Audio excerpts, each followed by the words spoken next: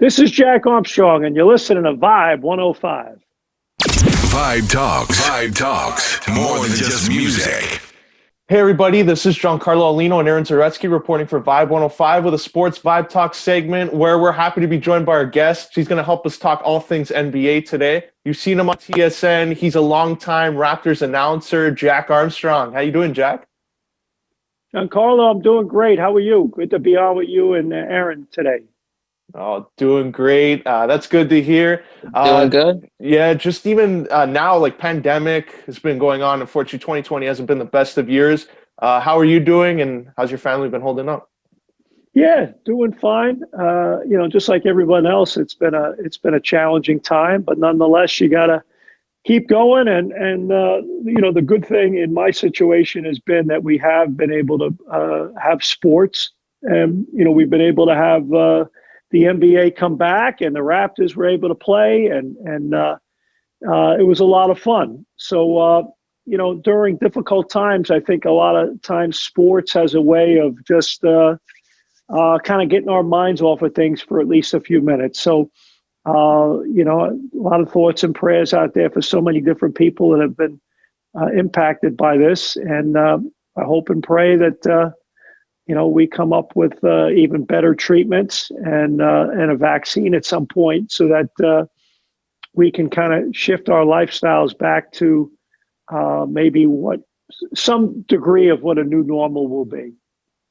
Yeah, Aaron? Yeah, for sure. So it took a little over a year, but the 2019-2020 NBA season is finished with the LA Lakers becoming NBA champions. And we'll get into that in a moment. But first, what is your overall impressions of the NBA bubble, and what was it like broadcasting games away from the arena? Well, Aaron, two things. I think number one, the NBA did a fabulous job, as did the NHL, as did the WNBA with their bubbles.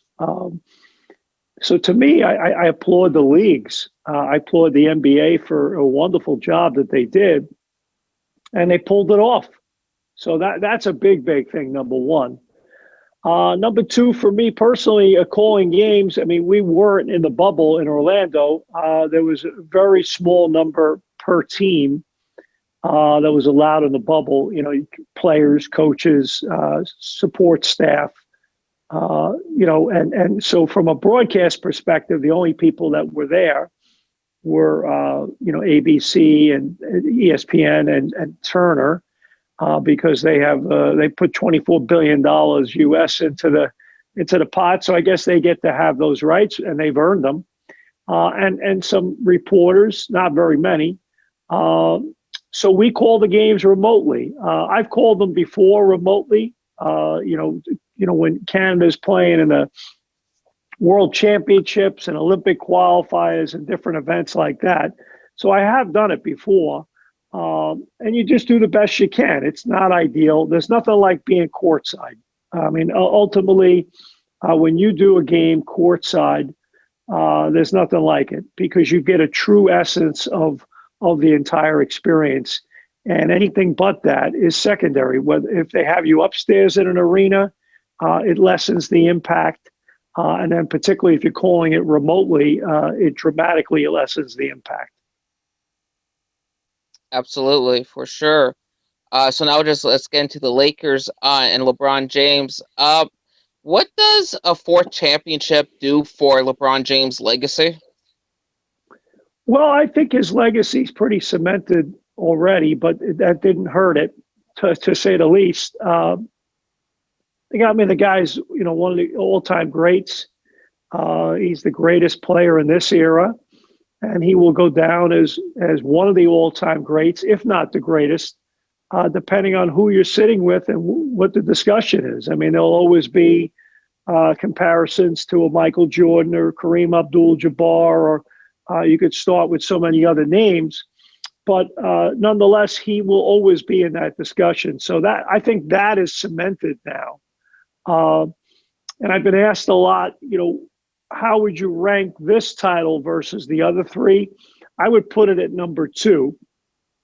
I think the title in Cleveland was probably the most significant because they had struggled for so long as a franchise, and he had gotten them to a whole nother level.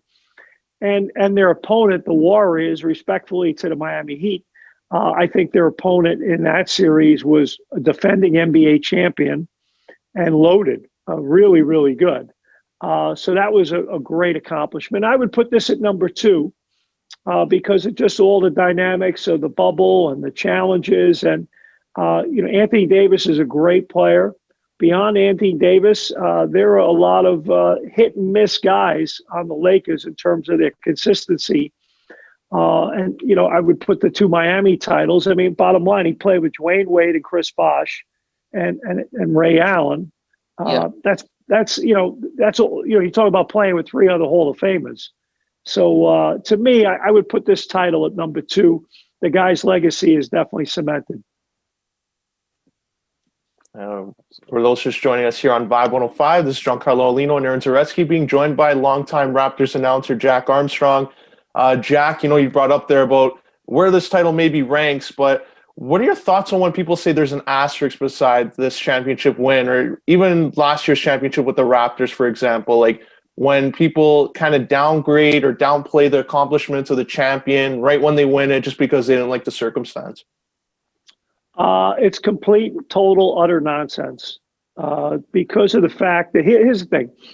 I've been through two lockouts in 1998, 99, and I think it was 2011 and 12. There was a 50-game season and a 66-game season. And the Spurs won, and I think the Heat were the winners in the other lockout year. I think if you go to San Antonio right now, or you go to Miami right now, and you look up at the banner, 99.9% of the people wouldn't even know there was a lockout season that year. This year, our teams played 72, 73 games. That's more than those other two champions. They went through an entire playoff series just like anybody else. And I think these circumstances were more difficult than anything else.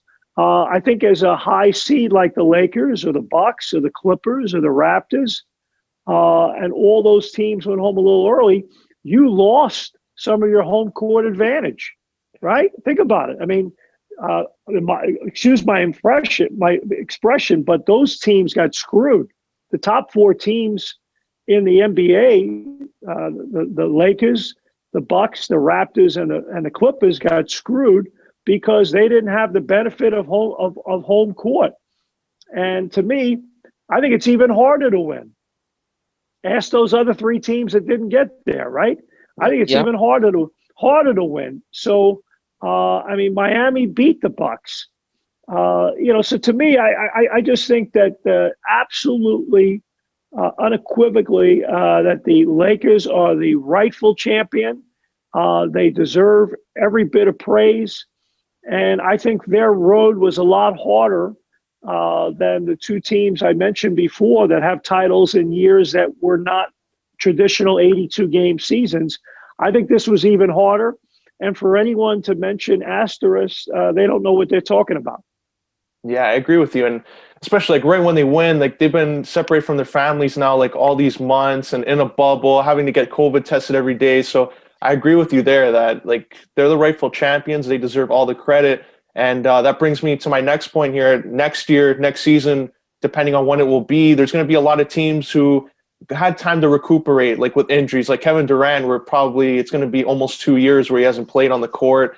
Klay Thompson, same thing, DeMarcus Cousins. So what do you think the landscape will look like in the Eastern Conference and the Western Conference next playoff run? Well, it's interesting. It's so hard to predict because we don't know what the season's going to look like. I mean, that's the hard thing. Like, I don't think we'll be playing in bubbles. I'll be shocked. But it could be a regional format, where maybe you stay within your conference rather than go into the other conference. I don't know. I really don't know what it's going to look like yet. So, I mean, the virus is in charge, honestly. I mean, the leagues can plan all they want, but a lot is going to depend on how conditions are and how it evolves, and whether we ultimately have improved treatments and whether we have a vaccine to see how much things can open up further. So hard to say. I think in an ideal landscape, looking at teams, I think the Lakers will be a tremendous team out west. I do think everyone's ready to anoint them a dynasty. A year ago, they weren't even in the playoffs with LeBron. Now, obviously, they had Anthony Davis, but if I were the Lakers, I'd add another shooter. They definitely need another shooter because there's just not enough consistency around LeBron and Anthony Davis. To me personally, I think the Clippers will be very dangerous. I think the Nuggets will be much improved and keep growing. And then don't sleep on the Golden State Warriors. They're going to be healthier, and they're a fascinating, intriguing team with how they're positioned. And then in the East, you have Doc Rivers now going to co-coach the Sixers. Maybe that voice will get them going. They need to add shooting. The Nets will suddenly become very dangerous if Kevin Durant and Kyrie, are able to play and stay healthy the whole year. They're a fun team. And I still think Milwaukee and Toronto and Boston and Miami, Indiana, man, it's a good conference. So I'd probably throw out, 11 teams right there. And I'm probably missing one or two others. But, the league will be wide open and it will be incredibly competitive. And I don't think anyone goes into next season as a legit, like, hey, you're the definite top team to beat. I don't see that. And if people say the Lakers are the team to beat, the only reason they'd say that is they're the champion. But I think as good as they are, they have some holes. And I'm sure they'll do everything they can to address them because you always got to continue to improve because those other teams are going to do that. Absolutely. Can't wait to see what happens next season for sure. I'm Aaron Zaretsky with Giancarlo Aulino with longtime Raptors broadcaster, NBA analyst Jack Armstrong here on Vibe 105. Jack, can you believe that this November will be 25 years since the Toronto Raptors played their first NBA game?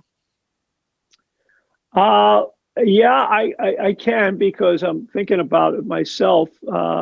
In November, I would be starting my 23rd season if we had a game, if we had a season starting up, and it would actually be the 26th season of the Raptors. The first 3 years of the Raptors, I was still coaching. It's been a great run. Basketball is starting its next 25-year stretch in Canada. The game is growing by leaps and bounds. The Raptors have had a huge impact on that.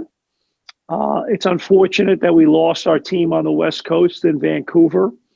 I think that the sport would have grown even quicker if we had that second team on the West Coast to grow it. But nonetheless, the fact of the matter is the Raptors have done an amazing job of growing the game and the NBA. And, you look at the TV numbers and just everything. Honestly, when you compare it to the United States, I think the popularity of basketball in Canada is unbelievable. It's mind-boggling when you sit down and really look at the numbers and compare it to where it stacks up against the United States, because they have 8.5 times the population of Canada. So if you look at the numbers and then you times it by 8.5, the U.S. doesn't even come close in terms of the passion and the eyeballs per capita that are watching NBA games and Raptor games. So to me, I've always said that this job, is a sleeping giant, and the giant has awoken. And I'd like to see further growth of our sport across Canada on every platform. And with the Raptors winning the NBA championship last year, that can only help grow it even further, right? The game of basketball in Canada, and the title defense came to an end this season in the second round. Game 7 loss to the Boston Celtics. Jack, what transactions should or do you think the Raptors will make to improve their team for next season? Hard to say. A lot's going to depend on the negotiations between Adam Silver and Michelle Roberts with regard to what the financial structure of the league is going to look like. And I think once Masai Ujiri and Bobby Webster have a sense of that, then I think they can move. Now, obviously, I would say the top two guys in terms of considering bringing them back or offering an opportunity to come back would be Fred VanVleet and Serge Ibaka in that order. I think those guys have done an amazing job for the Raptors, and I would love to see both of those guys come back if it can work itself out. I mean, obviously it takes two to tango, and then you have other free agents like a Marcus Gasol and a Rondae Hollis-Jefferson and Chris Boucher, and those things will be looked at as well. But I would say the two priorities would be those two guys. Those two, Fred VanVleet and Ibaka, and for sure, because given during the title run last year, right, they were so vital to their success in the championship run, especially Fred VanVleet, right, in the NBA Finals, had like a breakout performance. Yeah, no, I mean, those guys are. Fred VanVleet is a tremendous two-way player. He can run your team. He can play off the ball. He can score off the dribble, off the catch. He's a tremendous on-ball defender, off-ball defender. He's smart. He's tough. He's competitive. He's a winner. He's a leader. And then Serge Ibaka had in my opinion, this year, his best year as a professional. I mean, he was just awesome. I love watching the guy play. Plays the game hard. He seems very comfortable with where he's at in his career. He gets it. He's really matured and grown as a player, and he's been doesn't get enough credit for just how big he was in the playoffs a year ago when they won the title, and just how great he was this season for the Raptors. So he's a valuable piece of their success, and fingers crossed both guys are able to return. But again, you don't know. It's so hard to predict because the economic landscape for teams, not just the Raptors, but the other 29 teams as well, it's kind of a moving goalpost right now. And until we have a little more clarity in terms of how this system is going to play itself out, again, if you're Masai or Bobby, you got to kind of, what your targets are, what your needs are. Absolutely. Yeah. For those just joining us here on Vibe 105, this is Giancarlo, Aulino, and Aaron Zaretsky with a Sports VIBEtalks segment with longtime Raptors announcer Jack Armstrong. Jack, just to transition a little bit on that, because you were talking about how long you've been with the Raptors organization, and one of the, I guess, debatable topic amongst Raptors fans is who should get that honor of being the first to have their jersey retired. Some people think Vince Carter, some think Kyle Lowry, some think DeMar DeRozan even. If you were given that decision, which player do you think should get that honor first? Oh, Kyle Lowry by far. There's no question. He's the greatest Raptor. Forget statistics, forget this, that, the other thing.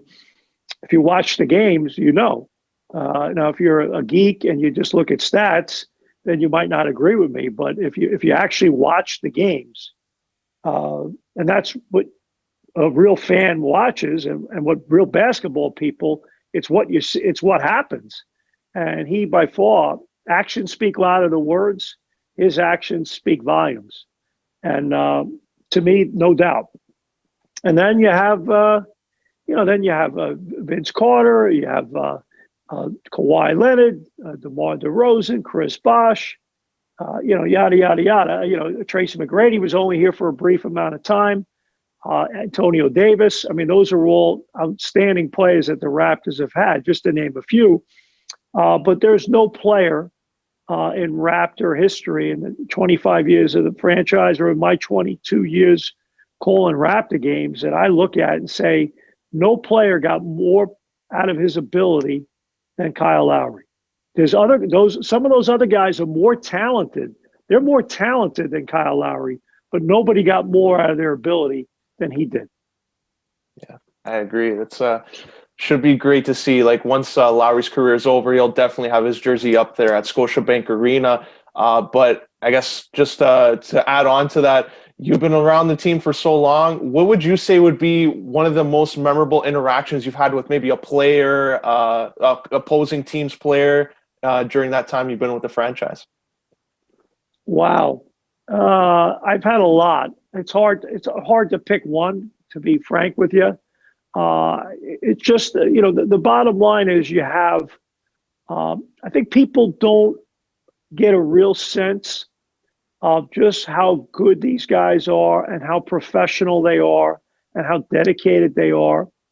I have a tremendous amount of respect for what these guys do on a daily basis.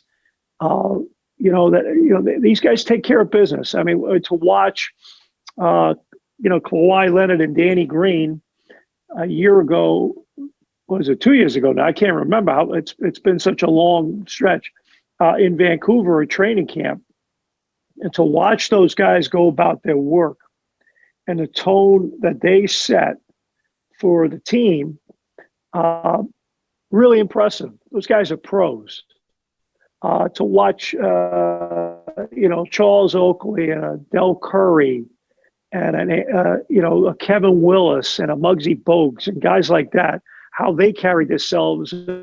There's so many guys I could talk about, Jose Calderon and Anthony Parker, Babcock and Wayne Embry and Brian Colangelo and Masai Ujiri, for putting a high degree of value on character. Hall of Fame Bills coach used to say, ability without character always loses.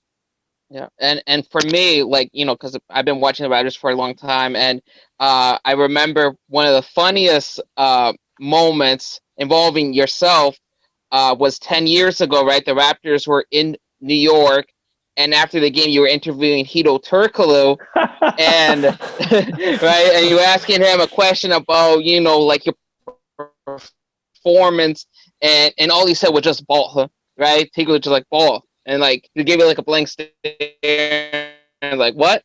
It's what did you just say? Ball, just one word, ball. No, it was. You know what, Aaron? I think it might have been 12, 13 years ago. I can't even. It might have been. I can't remember the year. 2007, 2008. I don't even know the year. Yeah. 2009. I don't. Yeah, I remember being in Madison Square Garden, and when we do TSN road games. I end up wearing an extra hat when anytime you need a sideline person, they throw me out there, and I'm not as good as maybe a Ahmad Rashad or someone like that or a Jim Gray. I'm just out there doing my best, and I ask him that question, and he says ball, and I'm like, there's crickets in my head. I'm like, all right, hum. What am I going to say now? I said, okay, well, you had the ball in your hand, and so, afterwards, I found out what the problem was. He was really mad at how he was being utilized offensively by Jay Triano, who was the coach. He was just saying, hey, man, I need the ball. You give me the ball, good things happen. And but I wish he had told me beforehand how he was going to do it. But it worked out fine. It made for great television. Yeah, I was laughing on coach for sure. I'm Aaron Zaretsky with Giancarlo Aulino with longtime Raptors broadcaster and NBA analyst Jack Armstrong. Jack, the NBA draft is coming up. Usually it's in June, but given circumstances, it's coming up in October, later this month. Actually, November. It's supposed to be tentatively November 18th, but that might move again. So as of right now, sometime in November. Okay. But we're tentatively. I mean, that could change again. Right, because given whole circumstances with the pandemic going on and everything else, that's beyond NBA's control for sure. But with the NBA draft, who do you see going number one overall? Wow, hard to tell right now. There's probably three guys that would be candidates. But I would say a lot depends on what that team wants to do and what those teams want to do in terms of movement Do you want to trade the pick? Do you value the pick? What that guy's fit is. So again, I think it's hard to sit here and project even the NBA draft right now until we have an idea of what economically this system's going to look like and what exactly teams are going to be able to do. I think there's going to be teams out there that have been hit pretty hard by all this that might turn around and say, I need to move a few assets here. I need to change the look of my franchise a little bit.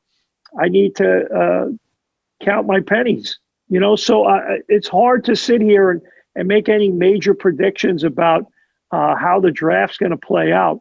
I think the next few weeks are going to give us a better indication of kind of what the economic order is going to be and how the league is going to structure itself and kind of go from there. But the draft is good this year.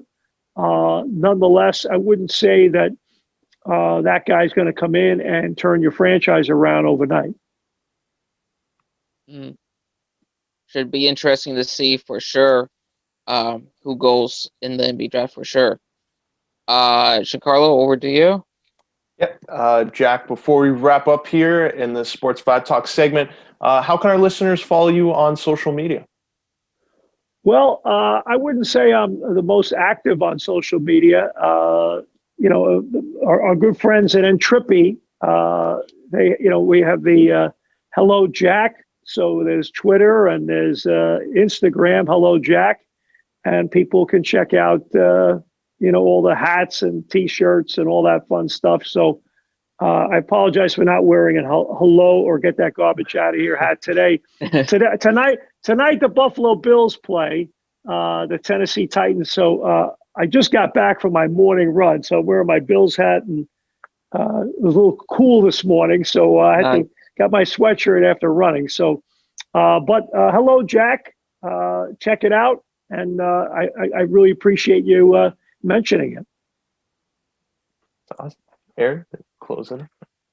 Jack Armstrong, thank you so much for taking some time to be with us today here on Vibe 105.